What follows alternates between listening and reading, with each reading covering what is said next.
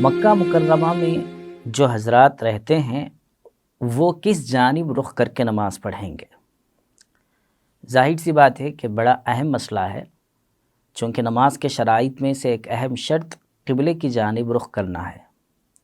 تو اس بارے میں علماء نے جو باتیں بتائی ہیں یا اپنی کتابوں میں لکھی ہیں وہ یہ ہیں کہ اگر کوئی شخص مسجد حرام کے اندر نماز پڑھ رہا ہو یا پھر وہ کسی مسجد حرام سے باہر کسی اونچائی پر یا کسی بڑی بلڈنگ کے ٹیرس پر نماز پڑھ رہا ہو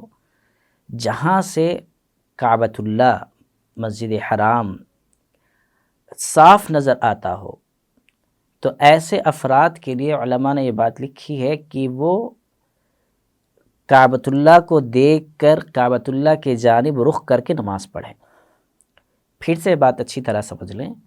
کہ جو لوگ مسجد حرام کے اندر نماز پڑھ رہے ہوں ان کے لیے بھی ضروری ہے کہ وہ کعبۃ اللہ کی جانب رخ کر کے نماز پڑھیں، اور جو حضرات مسجد حرام سے باہر کہیں نماز پڑھ رہے ہوں اور وہ جگہ ایسی ہو اونچی ہو اور اس جگہ پر سے صاف طور پر کعبۃ اللہ نظر آتا ہو، درمیان میں کوئی چیز حائل نہ ہو، تو ایسے افراد کے لیے حکم یہ دیا گیا ہے، مسئلہ یہ بتایا گیا ہے کہ وہ کعبۃ اللہ ہی کو اپنا قبلہ بنائیں، جو کعبۃ اللہ کی بلڈنگ ہے باضابطہ بیت اللہ۔ یہ ایک بات ہوئی۔ دوسری بات یہ ہے کہ جو حضرات مسجد حرام سے باہر مکہ شہر میں کہیں ایسی جگہ پر رہتے ہوں، اپنے گھر کے اندر یا کسی اور جگہ کمپنی وغیرہ کے اندر، تو وہ حضرات، ان حضرات کے لیے مسئلہ یہ ہے جہاں سے کعبۃ اللہ صاف طور پر نظر نہیں آتا، ان حضرات کے لیے مسئلہ یہ بتایا گیا ہے کہ وہ لوگ اپنے اعتبار سے دیکھ لیں کہ وہ جس جانب رہتے ہوں اس جانب قبلہ کہاں پر ہے، قبلے کی سمت کہاں ہے، قبلے کا ڈائریکشن کیا ہے،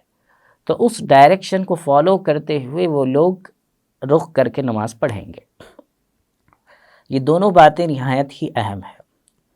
اس لیے کہ عام طور پر یہ دیکھا جاتا ہے حج کے زمانے میں یا پھر رمضان وغیرہ پر جب بھیڑ زیادہ ہوتی ہے، زائرین زیادہ ہوتے ہیں،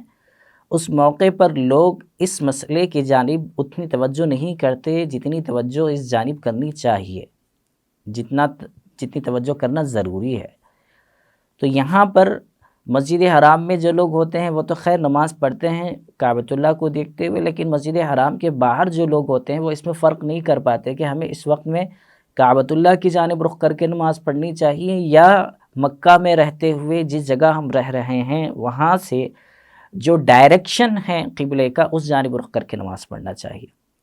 تو یہ فرق نہ کرنے کی وجہ سے ایسے مقدس مقام پر ایسے بابرکت اعمال کے وقت میں اتنی بابرکت عبادت بھی ضائع ہونے کا امکان ہے۔ اس لیے ہمیں چاہیے کہ ہم مسائل معلوم کریں عبادتوں کے اندر خصوصاً، اور وہ مسائل جو عبادتوں کے اندر فرض یا شرط کے درجے میں ہوں یا واجب کے درجے میں ہو، اس کو بہت زیادہ حساس یہ موضوعات ہیں، اس پر بہت زیادہ غور سے اور تڑپ کے ساتھ معلوم کر کے عمل کرنے کی ضرورت ہے۔ ہم یہ مسئلہ دیکھ سکتے ہیں در مختار والیوم نمبر 2 پیج نمبر 97 پر۔